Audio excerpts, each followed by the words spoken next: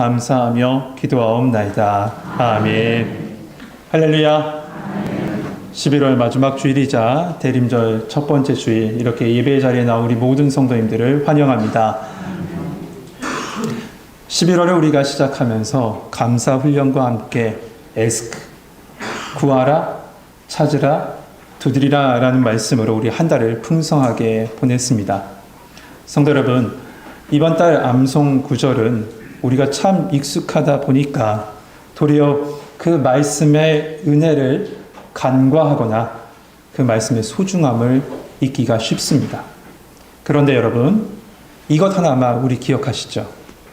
여러분이 간절히 그리고 깊이 구하고 찾고 두드릴 때 나를 향한 하나님의 마음을 알게 된다는 사실 말입니다.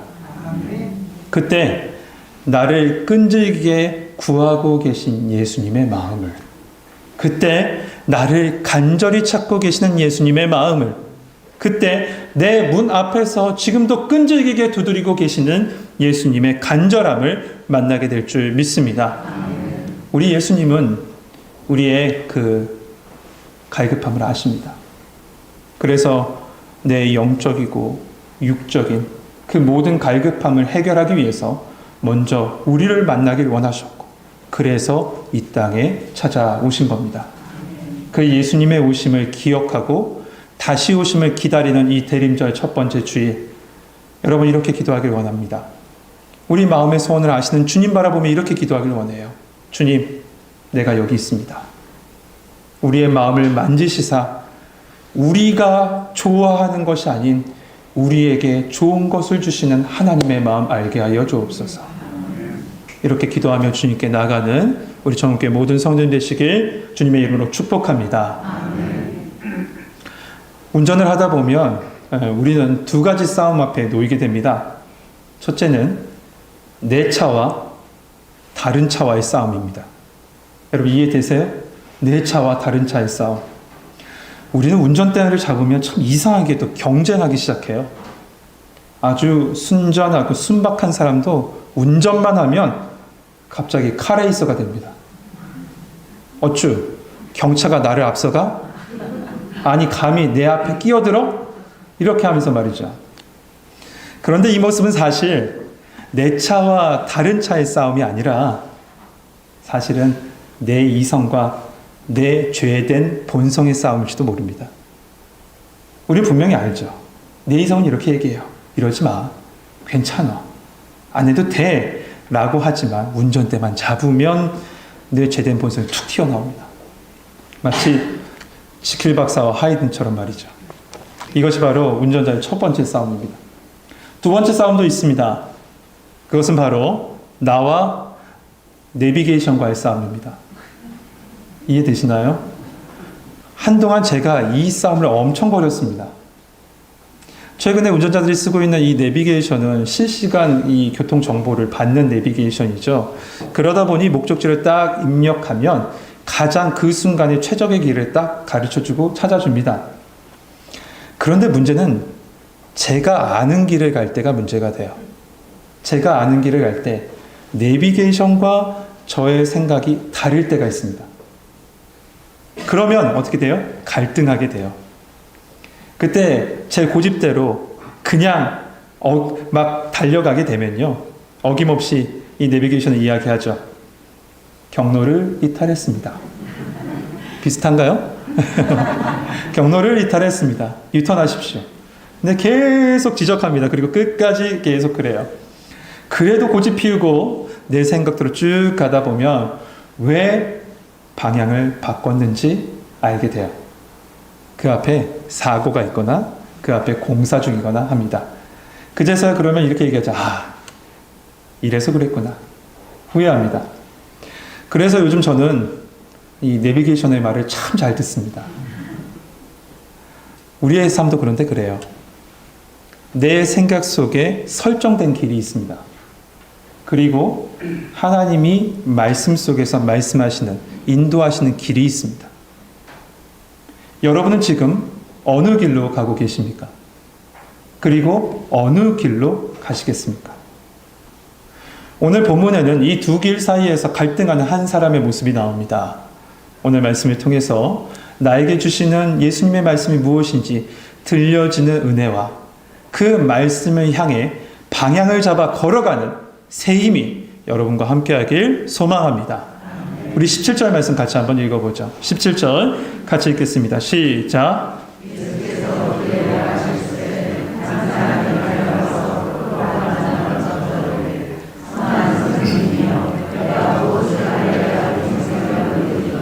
아멘. 예수님은 지금 이 갈릴리 사역을 다 마무리하시고 예루살렘 사역하시러, 다시 말해서 십자가를 향해 가고 계시는 중이었습니다. 그런데 그때 한 사람이 예수님 앞에 달려온 겁니다. 그에 대해서 오늘 본문 22절에 보면 재물이 많은 사람이다 라고 이렇게 표현되어 있습니다. 그런데 이 동일한 본문인 마태복음 19장에 보면 그를 향해 청년이라고 묘사하고 있어요. 그리고 누가복음 18장에 가보면 이 사람을 향해 관리라고 이렇게 얘기합니다. 이 관리란 말은 히브리어로 아르코라고 하고 있는데, 이 아르코란 단어는 행정이나 종교의 아주 높은 관직에 있는 사람을 아르코라고 이렇게 당시 불렀다고 합니다. 그래서 오늘 본문에 이 사람을 들어서 보통 이렇게 부르죠. 부자 청년 관리. 한꺼번에 부자 청년 관리 이렇게 부릅니다. 그는 재력이 있었어요. 명예도 있었고 권력도 있었습니다. 거기에 젊기까지 합니다. 젊음까지 있어요. 그야말로 이 시대의 워너비 아닙니까? 참 선망의 대상이에요. 그런데 그가 예수님 앞에 달려와서 무릎을 꿇고 있는 거죠. 그만큼 절박했다는 것이고 그만큼 열정을 가지고 있던 사람이었다는 것을 말합니다. 여러분, 마가복음을 쭉 한번 읽어보십시오. 마가복음을 쭉 읽다 보면 예수님 앞에 달려온 사람이 그렇게 많지 않습니다. 거의 생각이 안 나요. 아마 1장에 문둥병자 정도, 한 명 정도 있을까 없을까 합니다. 그런데 그는 간절함으로 예수님 앞에 달려왔습니다. 거기에 더해서 어떻게 합니까? 예수님 앞에 무릎을 꿇습니다. 여러분 한번 생각해 보십시오. 당시 종교 지도자들, 정치 권력자들은 예수님에 대해서 어떻게 생각하고 있었습니까? 예수님에 대해서 예수님을 어떻게 해서든지 대적하려고 하고 예수님을 죽이려고 했던 것이 종교 지도자들, 정치 권력자들이었어요. 그런데 이 부자 청년 관리, 그는 예수님 앞에 몰래 찾아온 것도 아니고요. 밤에 몰래 찾아온 것도 아니고 모든 사람이 볼 수 있는 그 길가로 달려나와서 그 앞에 무릎 꿇었어요. 예수님 앞에 무릎 꿇었다는 게 뭡니까? 그만큼 간절하게 예수님을 찾았다는 것이고 동시에 예수님을 향한 겸손한 모습으로 무릎 꿇고 지금 앉아 있는 모습인 거죠. 보통 이 겸손의 모습은 두 가지가 있습니다. 하나는 겸손한 척하는 사람이고요. 두 번째는 진짜 겸손한 사람이겠죠. 그런데 이 관리는 어떨까요? 이 부자 청년 관리는 어떨까요? 예수님께서 21절에 보면 그를 사랑하셨다라고 얘기합니다. 그를 사랑하셨던 모습을 볼 때 그의 겸손은 거짓된 겸손이 아니라 진실하고 진정된 겸손이었음이 분명합니다. 왜냐하면 예수님은 우리의 앉고 일어섬도 아실 뿐만 아니라 그의 마음과 생각과 뜻을 다 감찰하시는 분이기 때문에 그래요. 우리의 마음을 다 아시고 그 관리의, 부자 청년 관리의 마음을 다 알고 계셨어요. 젊은 나이에 부자이면서 관리자로서 어찌 보면 세상의 모든 것을 다 가진 자, 세상이 소망하는 모든 것을 다 가진 자로서 서 있지만 지금 그는 영적인 공허함과 갈급함에 절박한 심정으로 예수님 앞에 막 달려온 겁니다. 그리고 그 앞에 무릎 꿇은 겁니다. 지금이나 그때나 참 보기 드문 아주 귀한 청년임은 분명해 보여요. 그런데 그런 이 청년, 부자 청년 관리가 예수님께 이렇게 묻습니다. 선한 선생님이요, 내가 뭘 해야 영생을 얻을 수 있을까요? 도대체 내가 무엇을 해야 영생을 얻을 수 있겠습니까? 그러자 예수님께서 말씀하시죠. 18절 말씀. 예수께서 이르시되 내가 어찌하여 나를 선하다 일컫느냐? 하나님 한 분 외에는 선한 이가 없느니라. 여러분, 이 예수님의 말씀을 오해하시면 안 됩니다. 예수님께서 본인을 들어 선하지 않다라고 얘기하신 것이 아니에요. 예수님은 그 청년의 질문의 오류를 지금 바로 잡고 계신 겁니다. 그 오류가 뭐냐? 첫 번째 오류는 너의 선함의 기준이 틀렸다라고 말씀하고 계세요. 너의 선함의 기준이 틀렸다. 후에도 말씀드리겠지만 유대인들은 행위로 구원받고 행위로 선함을 평가받았습니다. 그러한 율법적인 기준으로 말미암아 선함과 구원을 평가하는 너의 생각이 지금 잘못됐다라고 예수님은 지금 말씀하고 계시는 거예요. 첫 번째 오류를 지적하신 거죠. 두 번째, 예수님은 선한 선생님이 아니라 예수님 누구시냐? 하나님이시다. 선하신 하나님이시다라는 것을 가르쳐 주는 거예요. 그렇습니다. 예수님은 인간으로서 어떻게 선한 평가를 듣는 그런 분이 아닙니다. 예수님은 하나님이십니다. 하나님의 아들 되시고 선 그 자체이실 줄 믿습니다. 예수님은 이러면서 이런 말씀을 하시고 이어서 이렇게 말씀하시죠. 19절 말씀입니다. 내가 계명을 안 하니 살인하지 말라, 간음하지 말라, 도둑질하지 말라, 거짓 증언하지 말라, 속여 빼앗지 말라, 내 부모를 공경하라 하였느니라. 예수님은 지금 이 10계명 중에서 대인계명이라고 하죠. 5계명부터 10계명까지를 지금 말씀하신 겁니다. 그런데 조금 순서만 바뀌어 있습니다. 6계명부터 10계명까지 하지 말라는 계명을 먼저 말씀하시고 5계명 내 부모를 공경하라 마지막으로 이렇게 말씀하신 거예요. 이렇게 이 대인계명을 이 청년, 부자 청년에게 말씀하시자 그 관리 청년이 이렇게 대답합니다. 그가 여짜오되 선생님이여 이것을 내가 어렸을 때부터 다 지켰습니다. 이것을 다 어렸을 때부터 지켰습니다. 잘은 모르겠지만 그가 이 말을 하면서 아마도 옅은 미소를 지으면서 이 이야기를 하지 않았을까요? 속으로 이렇게 생각하면서요. 그거 나 다 지키고 있었는데. 이렇게 생각하면서 말이에요. 그러자 예수님께서 이렇게 말씀하시죠. 21절 말씀 같이 한번 읽어봅시다. 21절 같이 읽겠습니다. 시작.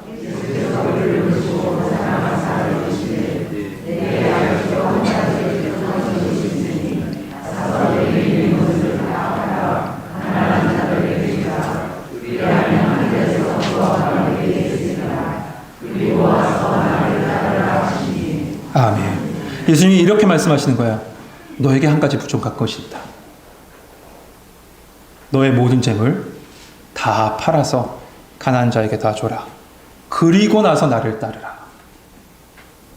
그러자 이 부자 청년 관리가 어떻게 합니까? 22절에 보니까 재물이 많은 고로 슬픈 기색을 띠고 근심하며 예수님 곁을 떠나갔다라고 했습니다. 여러분, 그가 만약에 예수님의 이 하신 말씀을 따랐다면 우리가 알고 있는 12명의 제자의 명단은 바뀌었는지도 모르겠습니다. 그랬을지도 모르겠어요. 그러나 이 청년은 예수님 앞에 달려와 무릎 꿇었을 때 가지고 있었던 그 갈급함도 채우지 못했고 거기에 더 큰 근심거리를 가지고 지금 삶의 자리로 돌아간 거예요. 왜 그랬습니까? 왜 다시 근심을 가지고 더 큰 근심을 가지고 삶의 자리로 돌아갔습니까? 성경은 분명히 말씀합니다. 재물이 많은 고로. 재물 때문이죠.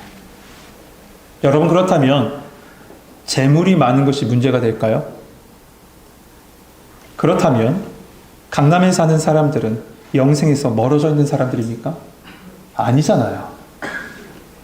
이 말씀을 문자적으로 재물이 많은 것이 영생에 문제가 된다 이런 식으로 받아들여서는 안 됩니다. 창세기 13장 2절 말씀에 보면 믿음의 사람 아브라함을 향해 이렇게 말씀하고 있어요.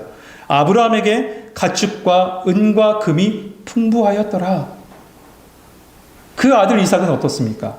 창세기 26장 12절 13절에 보면 이삭이 그 땅에 농사하여 그 해에 100배나 얻었고 여호와께서 복을 주심으로 그 사람이 창대하고 왕성하여 마침내 거부가 되어. 이삭이 축복을 100배나 받았답니다. 그리고 아예 성경 말합니다. 그는 큰 부자라고요. 큰 부자라고요. 누가 이렇게 만드셨습니까? 맞습니다. 여호와께서 복을 주심으로예요. 여호와께서 복을 주시면 이렇게 됐습니다. 여러분, 이 마음을 소망하시길 소망합니다. 이 외에도 욥도 그랬고 보아스도 다윗도 솔로몬도 물질적인 축복을 받은 사람들입니다. 성경은 물질 자체를 악이라고 규정짓지는 않습니다. 다만 성경이 금하고 있는 건 이거죠.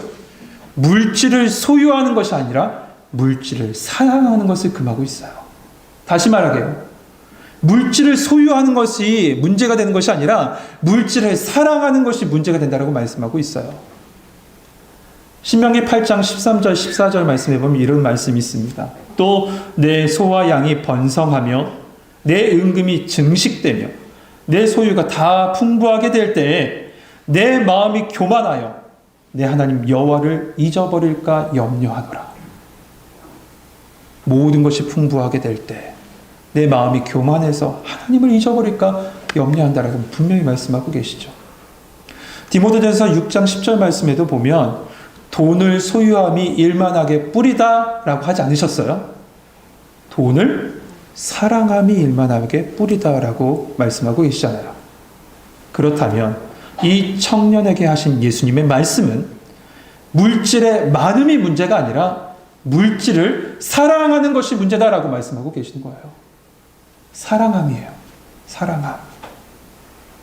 만약에 이 본문을 이 문자적으로 그대로 해석해서 여러분에게 선포하고 그렇게 선포했다면 저는 이렇게 아마 설교해야 할 겁니다. 여러분, 이번 주에 모든 재물을 다 파십시오. 그리고 교회로 가져오시든지 가난한 이웃에게 다 나눠주시고 다음 주에 오세요. 이렇게 설교해야 했을 거예요. 그런데 그렇게 하지 않을 테니 안심하세요. 걱정하셨죠, 순간. 네, 그게 아니잖아요. 하나님은 재물과 은금이 많았던 그 아브라함에게 이런 요구를 하지 않으셨습니다. 동방의 거부라고 했던 욥에게도 이런 요구를 하지 않으셨어요. 또한 바벨론과 바사제국의 고위 관리직에 있었던 다니엘에게도 이런 말씀을 하지 않으셨어요. 누구에게도 재물을 팔아서 나를 따라오라 하지 않으셨습니다. 하지만 하나님은 그들에게도 각자에게 중요한 것, 어떻게 보면 사랑하는 것을 내어놓을 것을 요구하셨습니다. 아브라함에게는 백세의 나음, 별보다도 세상의 그 어떤 것보다도 귀중한 이삭을 요구하셨습니다. 동방의 거부인 욥에게는 그 삶의 모든 것을 요구하셨죠. 심지어 다니엘에게는 목숨까지도 요구하셨어요. 여러분, 우리가 잘 알고 있는 이 사도 바울은 어떻습니까? 그에게는 당시 이 세상 사람들이 자랑할 만한 것, 세상 사람들이 소망하는 모든 것을 다 가지고 있었던 사람이 사실 사도 바울입니다. 그런데 그가 뭐라고 고백하고 있어요? 예수 그리스도와 그의 십자가 외에는 아무것도 자랑하지 않기로 작정하였다라고 얘기합니다. 그리고 그 나머지 것들을 배설물로 여긴대요. 결국 지금 예수님께서 이 부자 청년에게 말씀하고 계신 건 너가 사랑하고 있는 그것, 네가 자랑하고 있는 그것, 네가 소중히 여기고 있는 그것, 다시 말해서 하나님보다 더 사랑하는 것 내려놔. 그리고 나를 따라오라. 이렇게 말씀하시는 거죠. 성도 여러분, 요즘 제가 이 그릇 얘기를 참 많이 하는데요. 여러분, 그 그릇이 가득 채워져 있으면요, 주위에 아무리 좋은 것이 있더라도 담아낼 수가 없어요. 그 그릇 안에. 그렇게 되면 아무리 좋은 거, 그것은 이 그릇과 아무런 소용이 없고 상관이 없는 것이 돼버립니다. 아무리 좋은 것이라도요. 우리는 성경 말씀에 보면 그릇이라고 참 많이 표현합니다. 질그릇입니다. 그런데 내 안에 내가 사랑하고 내가 소중히 여기는 것으로 가득 차 있다면 우리 안에는 예수님이 계실 곳이 없어요. 예수님이 안 계시고 내가 사랑하고 소중하게 여기는 것만 가득 차 있다면 예수님이 안 계신다니까요. 그렇다는 건 예수님이 계실 자리에 예수님이 아닌 무언가가 다시 그 자리에 놓여져 있는 것이고, 그것은 그 존재가 아무리 사랑스러운 존재라고 해도 성경은 그것을 향해서 우상이다라고 이렇게 말씀하십니다. 하나님은 그런 우상들을 정말 싫어하십니다. 부자 청년 관리의 재물은 한마디로 그의 우상이었던 겁니다. 여러분, 지금 무엇을 사랑하고 계십니까? 무엇을 여러분의 심령의 가장 중앙에 놓고 계십니까? 이제 천천히 이 말씀을 가지고 우리에게로 한번 가져가 보죠. 예수 믿는 사람에게도 분명히 갈급함이 있습니다. 왜 갈급함이 없겠어요? 그래서 우리는 매번 기도하잖아요. 하나님, 이것이 부족합니다. 저것이 모자릅니다. 하며 주님께 나아가요. 신앙적인 부분, 영적인 부분도 마찬가지입니다. 이걸 해야 되는데, 주님 앞에 이렇게 살아가야 되는데, 믿음의 사람으로 이렇게 살아가야 되는데 하며 영적인 갈급함을 가지고도 또한 기도하며 주님께 나아가죠. 여러분, 인간으로서 왜 부족함이 없겠어요? 이 땅을 버타며 살아가는 인생 속에는 당연히 부족함과 연약함이 있습니다. 그런데 솔직하게 여러분의 마음을 한번 들여다보시죠. 진정 자신의 부족한 것, 그 부족함을 가지고 예수님 앞에 나아간다라고 하지만 실제적으로는요, 다른 것이 하나님에 대해서 그 안에서 여러분을 움직이고 있고 그것을 의지하고 살아가고 그것을 채우려고 예수님 앞에 나오고 있지는 않은지 말이에요. 예수님을 붙잡는다고 하면서 예수님께 기도한다라고 하면서 실제적으로 내가 주인 삼고 싶은 것들을 내 안에 채우려고 하고 있지는 않은지 한번 돌아봐야 합니다. 이것은 내 안에 영적인 부족함이 있고 영적인 갈급함이 있어서 그런 것이 아니라 어찌 보면 다른 것으로 내 안에 너무 많이 채워져 있어서 그렇습니다. 다른 것으로요. 우리의 문제는 물질의 유무가 아닙니다. 물질에 대한 사랑의 유무입니다. 그것을 놓지 못한 이 부자 청년에게 예수님이 말씀하시는 거예요. 나보다 더 사랑하는 건 너 안에 있지. 다 내려놓고 이제 나를 따라올 수 있겠니? 그 모든 것 다 내려놓고 나를 따라올 수 있겠니? 지금 이 부자 청년에게 묻고 계신 거죠. 예수님은 요놈이 내 말을 듣나 안 듣나 이런 유치한 테스트를 하고 계신 것이 아니에요. 예수님 이 질문을 통해서 그가 알길 원하셨어요. 무엇을요? 너 인생의 진정한 주인이 누구냐? 그리고 너는 지금 무엇을 사랑하고 있고 누구를 사랑하고 있냐? 그것을 가르쳐 주시기 위해서 이 질문을 지금 그 부자 청년 관리에게 던지신 겁니다. 여러분 오해하지 마세요. 하나님은 온 세상 주관자시잖아요. 여러분 그걸 믿으십니까? 하나님이 온 세상 주관자시라면 내가 사랑하는 것을 내어놓는 순간 내 앞에서 내 인생 가운데 그 모든 것을 딱 없애버리시는 분이 아니라 그것까지도 책임지시고 더 큰 것으로 채워주시는 분이 우리 하나님이실 줄 믿습니다. 다만 하나님께서 예수님께서 말씀하시는 것은 이것을 내가 믿고 있니? 네가 지금 움켜쥐고 있는 이 손 펼 수 있니? 묻고 계신 거예요. 그러나 그렇게 하지 못한다면 예수님이 이렇게 말씀하실 거예요. 너의 손에 하찮고 참 덧없는 그 보물로 가득해 있는데 그렇게 움켜쥐고 있는데 내가 네 손을 어떻게 붙잡고 갈 수 있어? 네 손 붙잡고 내가 인도하고 싶은데 너 손 붙잡고 있는 그것 때문에 내가 네 손 붙잡지 못하고 있지 않니? 예수님께서 이렇게 말씀하실지도 모르겠어요. 여러분 바닷가재 좋아하시죠? 랍스타 말이에요. 사실 없어서 못 먹지 않아요? 그런데 어떤 의미에서 이 바닷가재는 우리의 모습과 참 비슷합니다. 이 바닷가재는 성장하기 위해서 때로는 이 껍질을 벗어버려야 한다라고 합니다.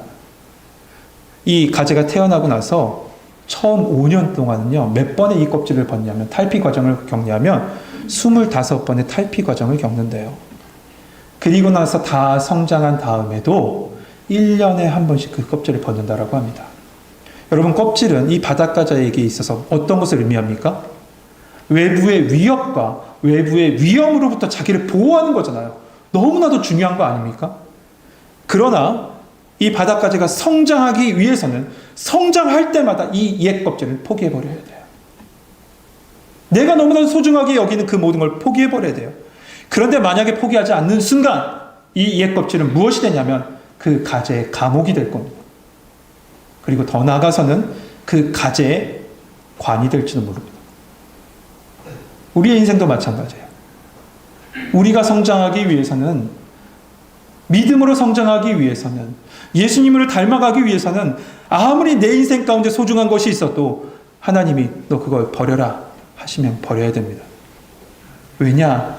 그것이 우리의 살 길이기 때문에 그렇습니다. 사랑하는 성도 여러분, 예수님 부자 청년에게 이렇게 말씀하셨죠. 내게 아직도 한 가지 부족한 것이 있다. 지금 우리에게도 말씀하십니다. 내게 아직도 한 가지 부족한 것이 있구나. 사실 말씀을 저는 한 달 정도 본문을 다 미리 뽑아놓기를 합니다. 때론 중간에 바뀌기도 하지만요. 근데 이 말씀을 묵상하고 뽑아놓고 계속 읽다가 이 말씀에 제 시선과 모든 것이 다 가 있는 거예요. 내게 아직도 부족한 것이 있구나. 그 말씀을 붙잡는 순간 얼마나 그 자리에서 울었는지 몰라요. 그리고 바로 이 제목을 써놨습니다. 내게 아직도 부족한 것이 있구나. 여러분, 그 부족한 한 가지, 우리 여기 있는 우리 모든 성도들 다 다릅니다. 다 다를 겁니다. 그리고 그것은 아무도 모릅니다. 다만 주님과 나만이 압니다. 그 한 가지 말이에요. 여러분, 오늘 이 예수님의 말씀이 여러분의 심령 속에 생명의 말씀으로 들려지고 말씀을 붙잡는 새 힘이 여러분과 함께함으로 말미암아 슬픈 기색을 하고 자기의 삶의 자리로 돌아갔던 이 청년의 모습이 아니라 주님 말씀 따라 가겠습니다. 주님 말씀 따라 살겠습니다. 저는 주님이 살아주심을 믿습니다. 주님 인도하여 주옵소서. 이 믿음의 고백을 가지고 행복한 믿음의 걸음으로 삶의 자리로 돌아갈 수 있는 우리 모든 성도님 되시길 주님의 이름으로 축복합니다. 기도하겠습니다. 하나님, 그 부자 청년에게 하신 말씀을 우리에게 들려주시니 참 감사를 드립니다. 아직도 내게 부족한 것이 한 가지 있구나. 주님 아십니다. 주님보다 더 사랑하는 것이 무엇인지 주님 아십니다. 주님 그 모든 것 다 내려놓게 하시고 주님이 살아주심을 믿고 믿음으로 삶의 자리에 나가 주님과 동행하며 주님 손 붙잡고 살아가는 우리 모든 성도들 되게 하여 주시옵소서. 예수 그리스도의 이름으로 감사하며 기도하옵나이다. 아멘.